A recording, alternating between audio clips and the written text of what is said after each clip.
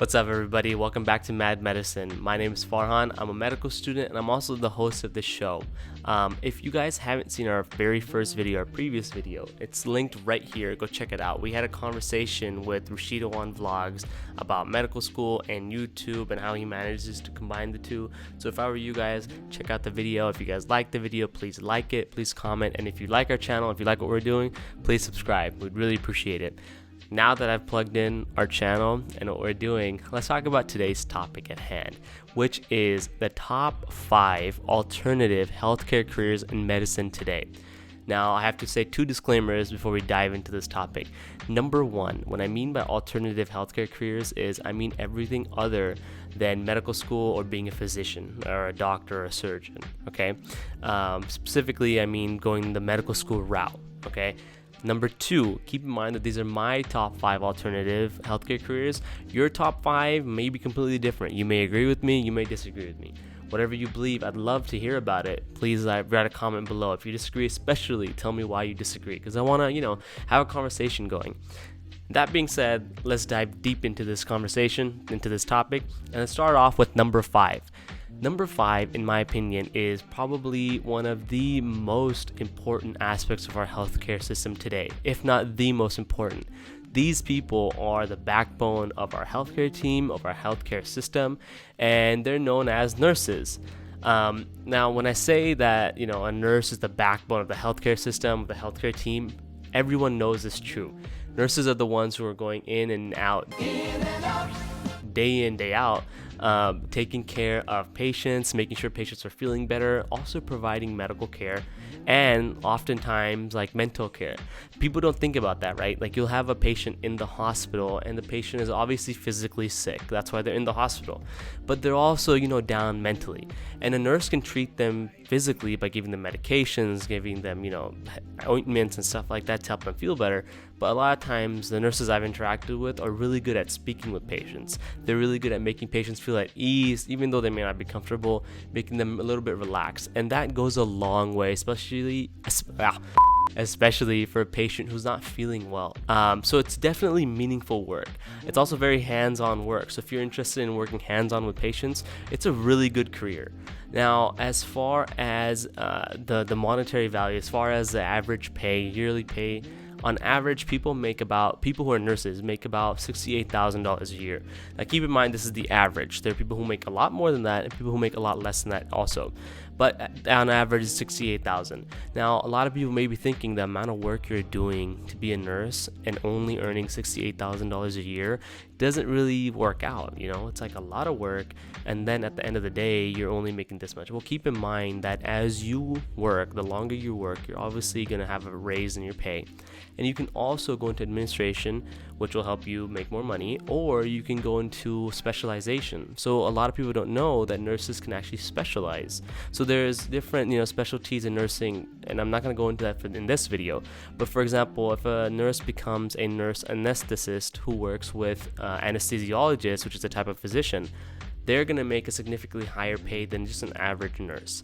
So if you do want to earn more money, yes, you do have to put in a little bit more work, but with all things, it does pay off and you will have a pay increase.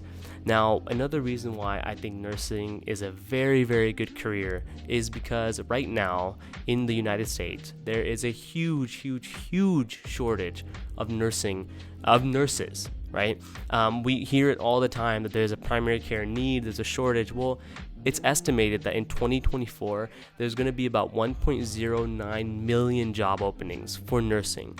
That is ridiculous. 1.09 million jobs it's absurd. So if you think about it in the terms of, your job, if the economy is good, if the economy is bad, if the job market is giving or whether it's not, you're okay because there's such a huge need for nurses that as a nurse, you will always have a way to provide your family with an income and, provide yourself with an income and take care of your loved ones. So in my opinion, that makes a huge deal. And I think it's an amazing career. It's definitely a needed career, and it's definitely one of the most important aspects of our healthcare system today, and always, actually. Number 4 is a career that a lot of people don't really know about, especially when they're entering the pre-med sphere in undergrad or high school, and that is physician's assistants, or as we like to call them, PAs. That's abbreviation. PAs are medical professionals who are trained to take care of patients under the supervision of a physician or a surgeon, so a medical doctor. PAs have to go to PA school, just like every other people in our top 5 category, but they have to do some prerequisites. They need to shadow for a certain number of hours before they can even apply for PA school. And then once they're in PA school, they learn a lot of the same things that we medical students learn in medical school. They're going to learn about diseases, right, and anatomy and physiology. They're going to learn how to examine a patient, how to treat a patient, and they're also going to learn about, the epidemiology and how to take care of patients as a whole. When the PA comes out of school, when a PA comes out of school and they start working, they can actually work in a different type of setting, right? They can work in an ER facility, or they can work in a practice, like a medical practice.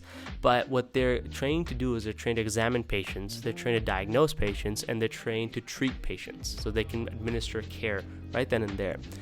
But they have to do all of this under the supervision, or not like physical supervision, but under the guidance of a doctor.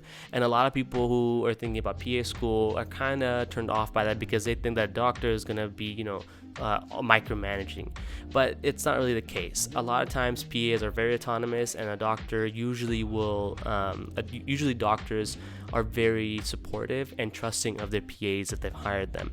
That's the only way you're going to hire PAs, like if you know they can take care of your patients, right? So a lot of times PAs have a lot of autonomy. Also, it's really good for PAs to have the supervision of a doctor, because let's just say, hypothetically, you make a mistake. You're a human, you make a small mistake, and the patient decides to sue you. Well, if you get sued as a PA, if the mistake isn't too bad and if it's nothing horrible, ultimately you won't be held liable. It's the physician who's held liable. So your medical practice license, it stays safe. Whereas if the physician who was supervising you missed your mistake and still said it's okay to do or not do a treatment, it's the physician's fault. So it gives you a level of security and safety while you're practicing medicine. I think it's a really good field. I think it's a needed field, especially with the shortage of, primary care physicians. PAs are starting to fill some of the gaps here and there. And it also pays pretty well. On average, PAs make about $92,000 a year. And again, the longer you work, the more you'll probably make because of experience. And if you go into administration, or if you can specialize, that also will help. And right now in the United States, there's about 84,000 jobs available for PAs. Now keep in mind, this number is also set to rise as time increases and as a need for healthcare professionals start to increase in our country. So it's a very, very good career. Time for number 3 on our list. And number 3 on our list is a pharmacist.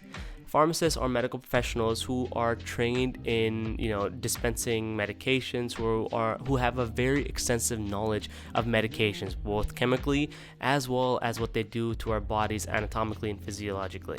Now, that being said, they are in charge of dispensing prescription medications to patients and to hospital systems. So as a pharmacist, you can work in several different types of environments. Number 1, you can work in a hospital where you take care of the medications that are being administered to patients who are within the hospital, who are checked in, right, like a hotel, who are checked in, who are staying in the hospital, and to patients who are leaving the hospital. So you would become a pharmacist for the hospital. That's one type of work setting you have. Number 2, you could work for, let's say, Walgreens or CVS or any of those big pharmaceutical companies, maybe in Walmart, where they have an in-house pharmacy. Again, over there, you're going to be doing a lot of the same stuff, but you're going to be having patients who are just picking up their prescription medications, but they're getting refills and stuff like that. And then the third option, not the fourth, the third option you have as a pharmacist is to work as a private pharmacist, right? So you can make your own practice. You can start up your own pharmacy. Sometimes it works, sometimes it doesn't. It's at the end of the day a business. So that's something you guys might want to keep in mind. But those are the 3 main focuses in pharmacy. 3 main work environments that you can go into as a pharmacist. You do have to go to pharmacy school. Again, with everyone on this list has to go to an additional schooling that they have to continue. But for the most part, and pharmacy schools don't have an acceptance exam that they have to take. It's solely based off of your experience and your grades and your GPA. And once you're done, you can specialize if you want, but you can start working right after too. So that's a really good benefit. The average pay for a pharmacist as of today is about $115,000 a year. And keep in mind, again, with experience, this can go up. If you work in a hospital setting and you want to go more into administration, again, you can increase your pay. But on average, $115,000 a year, which is really good for the amount of work you do, and also for the amount of schooling you go through to make that income. And as of today, there's about 281,000 pharmacy jobs in the United States. So they have a lot of jobs, which is really good. All right, now we're down to the last two. And number 2 on my list is someone who I go to regularly, someone who I get checked up by on a yearly basis. And it's mainly because I have screwed up eyes. And that person on our list, number 2 on our list, is an optometrist. Optometrists are professionals who take care of a lot of patients' eyes, especially their eyesight. And a lot of people confuse them with an ophthalmologist. An ophthalmologist is a medical professional who went through medical school to become a physician, a doctor. And then they went to residency to become an ophthalmologist. I get that mixed up sometimes. So they're actually highly trained physicians. An optometrist is also a physician, but it's a different type of doctor. So they don't go to medical school, they go to optometry school, which is roughly, I think, 4 years, if I'm right. So they go through 4 years of optometry school, they learn about the visual aspects of the eye and a lot more stuff, and then they're ready to practice and start working right after. And an optometrist is a doctor in charge of assessing a patient's vision as well as their general eye health. They prescribe glasses and contacts for patients who need corrective lenses, and they can also provide treatment options for patients with eye conditions. So some optometrists also are doing LASIK eye surgery, but that's usually done by ophthalmologists. Okay, keep those two separate in your mind and you'll be straight. On average, they make about $110,000 a year. And it's usually private practice. A lot of optometrists start their own clinic, or they go into a joint group and they work in a group. But there's not a lot of hospital settings that have an optometrist on site. But it's usually a private practice situation. So the more you work, the more patients you start to accumulate who come back to you, and the more money you'll make eventually down the road. And right now, as of today in the United States, there's about 30,000 jobs. It's a lot, it's a little less than the other categories that we're talking about, but it's definitely a really good career because people's eyes are going to get messed up, and there's going to have to be someone out there who can assess it and get you fitted for glasses and contacts, because we have to see. So that's why I put optometrists at my number 2 level on the list. And finally, we are down to our number 1. The number 1 alternative healthcare career in medicine, other than medical school and being a physician, in my opinion, is a dentist, right? That's why I'm smiling so much. I think dentists are really, really cool. I think dental school would have been my backup option if I had not gone into medical school. And I also think being a dentist is a very, very stable career. It's a very good career, and it's also a very, very, giving career. It makes you help people in such a way that makes you feel good and makes the other person feel good too. So dentists are trained to diagnose and treat a lot of problems that have to do with patients' mouth. So they're able to, diagnose those problems and also prevent problems. That's a lot of their job. That's why a dentist always says, "Are you flossing? Are you flossing every day? Are you flossing every night?" It's because they're trying to make sure that they're preventing problems arising in your mouth, which is really good because we all need teeth to eat, and it sucks if you have teeth pain. But yeah, so dentists take care of our teeth. You guys already know that. But they also focus on the gums as well. A lot of people don't know that. And some dentists are also trained surgeons. So there's a degree where you can become a dentist and a physician, a doctor, and you can become an oral surgeon. And these are the people who you go to when you need to get your wisdom teeth removed, when you have to get some type of a root canal. The people who are putting you under to take your teeth out, those are oral surgeons. Those are trained physicians, but they're also dentists. It's a really good career in my opinion. They're trained to identify oral problems and oral conditions so that patients can receive immediate treatment for those problems. So if a dentist says to you, you have a cavity, they can also fill it right then and there if they so choose. It's, really quick fix. If not today, you can do it tomorrow, which is great. You don't have to wait for a patient. You have to book them weeks later. You can take care of them right then and there. And I think that's a huge deal for a patient to get treatment as soon as possible, because then it delays any other problems from arising and making their health get worse. So a dentist has the opportunity and the ability to take care of a patient's health like that. I think that's really cool. And on average, dentists make a really good amount of money too. The pay is pretty well for the amount of schooling you do. The average pay for a dentist is about $170,000 a year. And keep in mind, the hours are pretty good, right? There's very few dental emergencies, and usually if it's a dental emergency, you're gonna go to the hospital. But for $170,000 on average, and the more you work, the more patients you have, the more patients you see, you'll obviously make a lot more money. And it's also really good hours, like I stated earlier. I think it's just great. And right now in the United States, there's about 110,000 jobs available for dentists. That's a pretty good number. And the good thing is, a lot of dentists have their own practice, or they work in a small group, so they have a lot of control over their life, over their business, over their practice.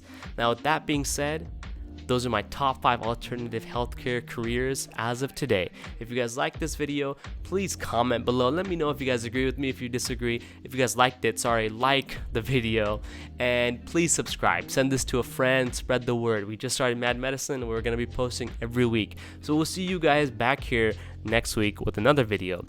That being said, thank you so much for watching again, and I hope you have a wonderful day. Peace.